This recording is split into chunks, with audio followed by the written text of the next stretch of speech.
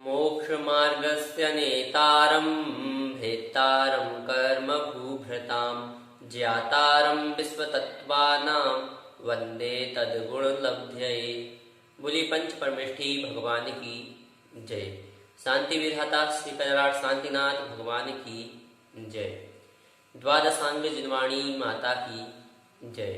ग्रंथारिराज श्री तत्वार्थ सूत्र जी की जय। आचार्य श्री उमा स्वामी जी महाराज की जय। आचार्य श्री विद्यासागर जी महाराज की जय।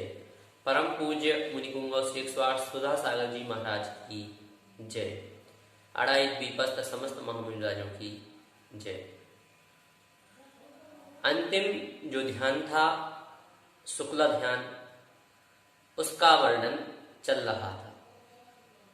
उसके 4 भेदों को हमने समझा था। पश्चात जो अंतिम सूत्र हमने समझा था, उसमें जो प्रथम 2 ध्यान हैं वह सवितर्क और सविचार होते हैं, अर्थात पृथकत्व वितर्क और एकत्व वितर्क। यह 2 ध्यान सवितर्क और सविचार होते हैं, इस प्रकार से कहा गया था। परंतु जो आचार्य भगवंत जो दूसरा ध्यान एकत्व वितर्क है, उसमें कुछ कम कर रहे हैं, अथवा उसमें कुछ और जो खूबी है वह बता रहे हैं। सूत्र उच्चारित करें। अविचारम द्वितीयम, पदच्छेद देखें। अविचारम द्वितीयम अर्थ होगा द्वितीयम अर्थात एकत्व वितर्क नाम का द्वितीय जो शुक्ल ध्यान है। अविचारम अर्थात वह विचार रहित है, अविचार है। संपूर्ण अर्थ होगा एकत्व वितर्क नामक दूसरा शुक्ल ध्यान विचार रहित है, अर्थात अविचार है।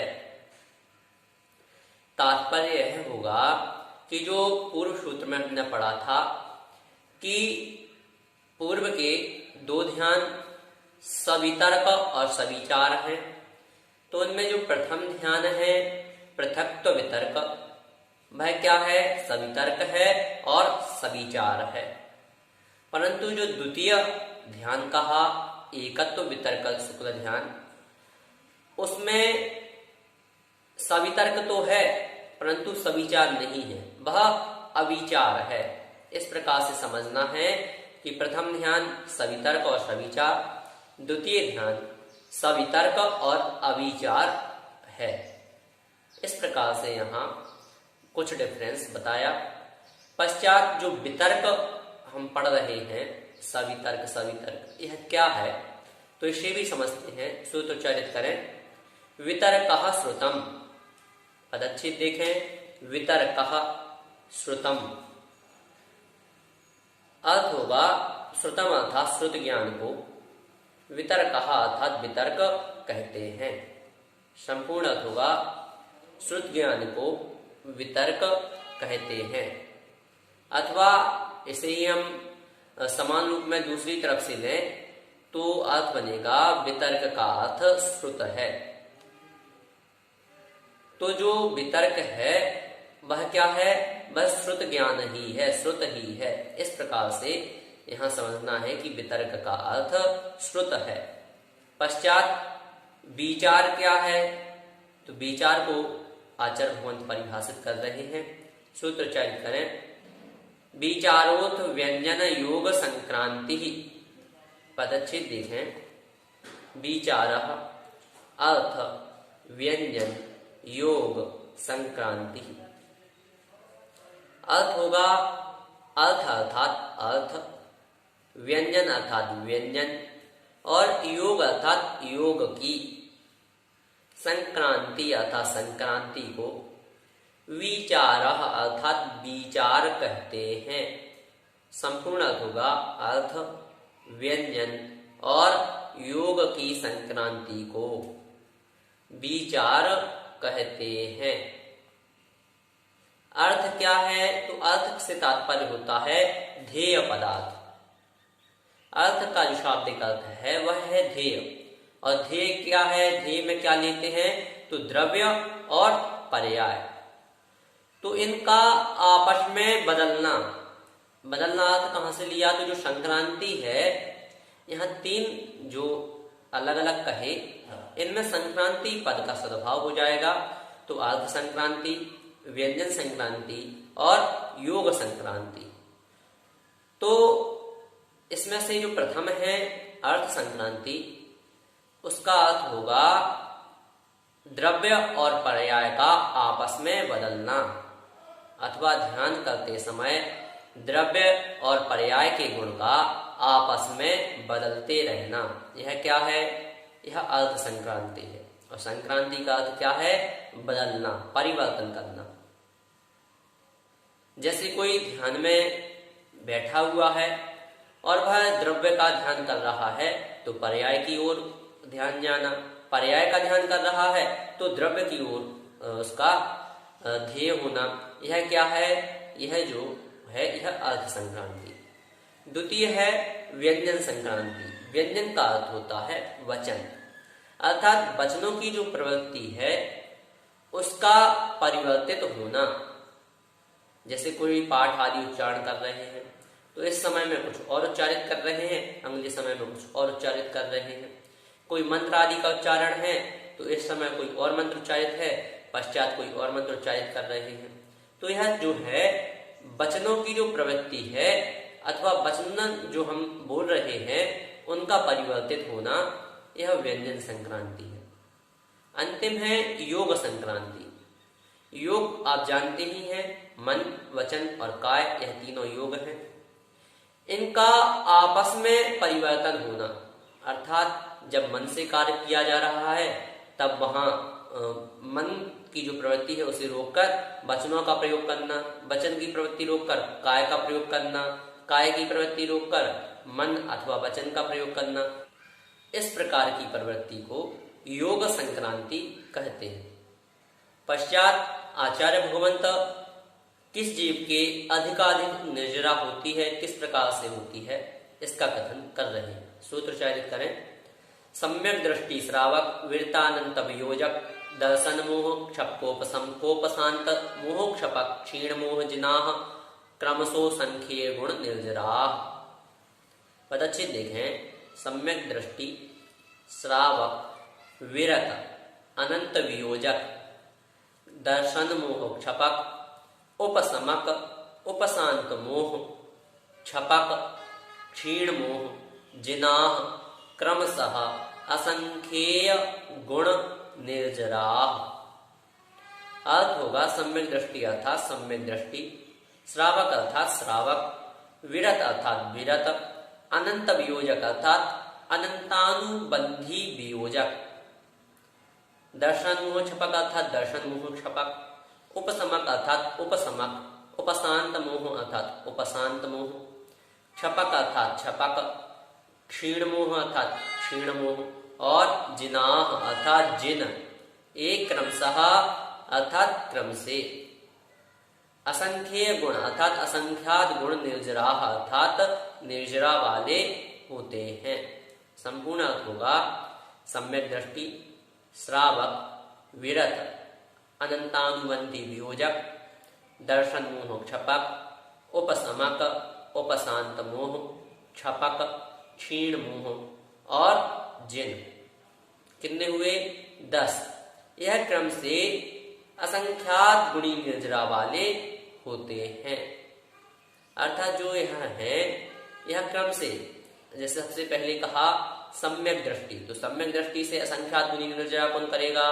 श्रावक। श्रावक की जो निर्जरा होगी उससे असंख्यात गुणी निर्जरा कौन करेगा? जो विरत है। इस प्रकार से क्रमशः जो नाम बताए गए वह आगे आगे असंख्यात गुणी निर्जरा करने वाले होते हैं। ऐसा क्यों है? तो ऐसा इसलिए है क्योंकि क्रमशः इनके परिणाम अधिक अधिक विशुद्ध होते हैं। असंख्यात गुणे परिणाम विशुद्ध होते हैं, इसलिए इनकी असंख्यात गुणी निर्जरा भी होती है। इस प्रकार से यहाँ हमें ज्ञान करना चाहिए। पश्चात आचार्य भगवंत निर्ग्रंथों के जो भेद हैं उन भेदों का कथन कर रहे हैं। सूत्र उच्चारित करें। पुलाक वकुश कुशील निर्ग्रंथ स्नातका निर्ग्रंथा। पदच्छेद देखें, पुलाक, वकुस, कुशील, निर्ग्रंथ, स्नातकः, निर्ग्रंथाः। अर्थ होगा पुलाक अर्थात पुलाक, वकुस अर्थात वकुश, कुशील अर्थात कुशील, निर्ग्रंथ अर्थात निर्ग्रंथ, स्नातकः अर्थात स्नातक। यह 5 निर्ग्रंथाः अर्थात निर्ग्रंथ हैं।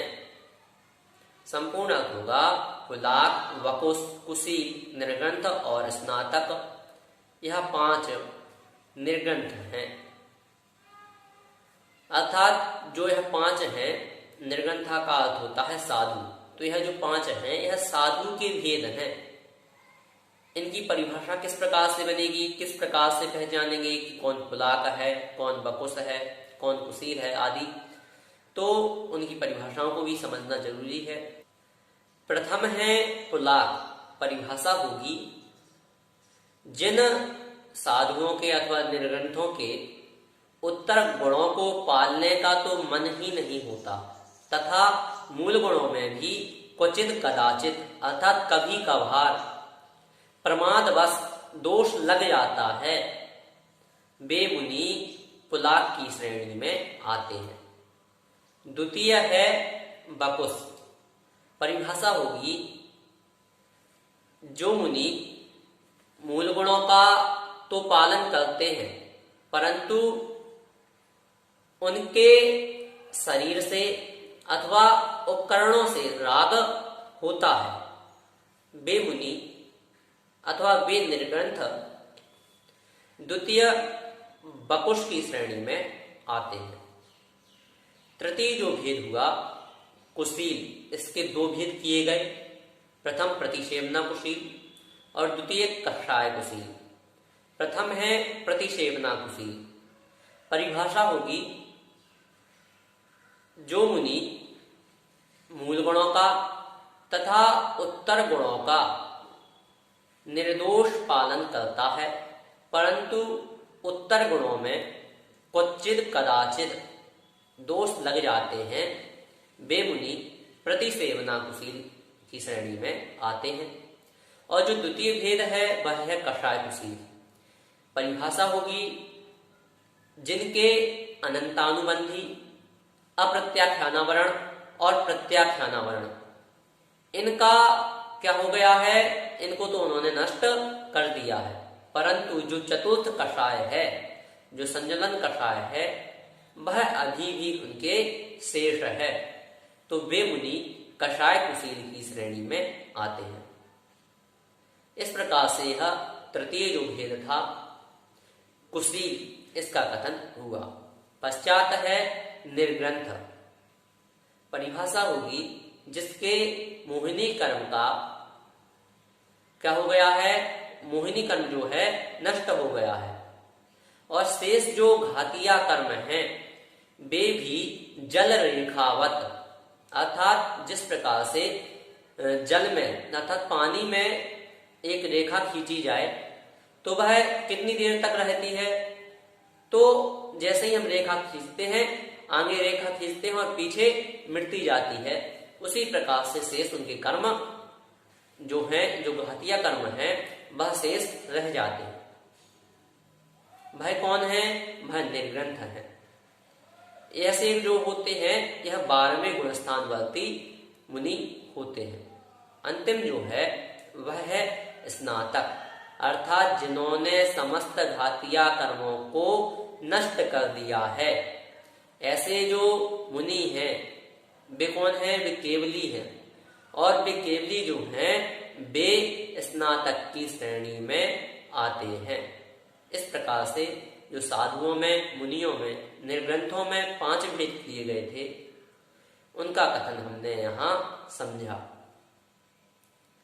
पश्चात आचार्य भगवंत इनमें ही क्या कोई और विशेष भेद हो सकते हैं, उनका कथन कर रहे हैं। सूत्र उच्चारित करें। संयम श्रुत प्रतिसेवना तीर्थ लिंग लेश्योपपाद स्थान विकल्पतः साध्या।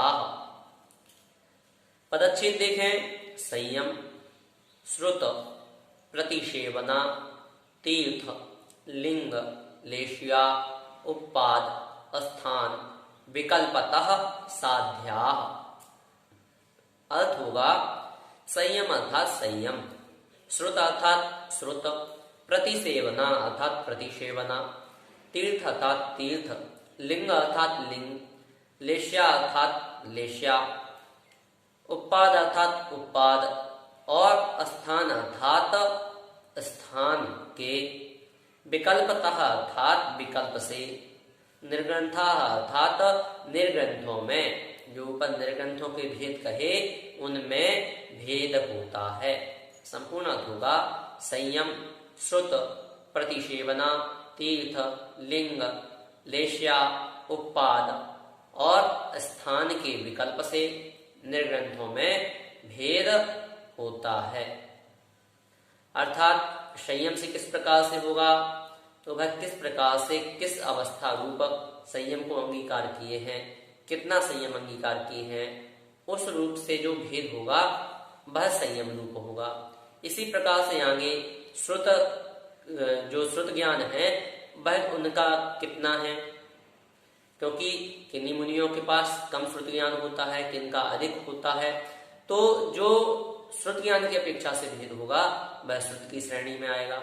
इसी प्रकार से लिंग, तीर्थ, चारित्र आदि जो भी भेद यहाँ किए गए उनकी अपेक्षा से उनमें भेद पाया जाता है। इस प्रकार से आज हमने 6 सूत्रों को पढ़ा।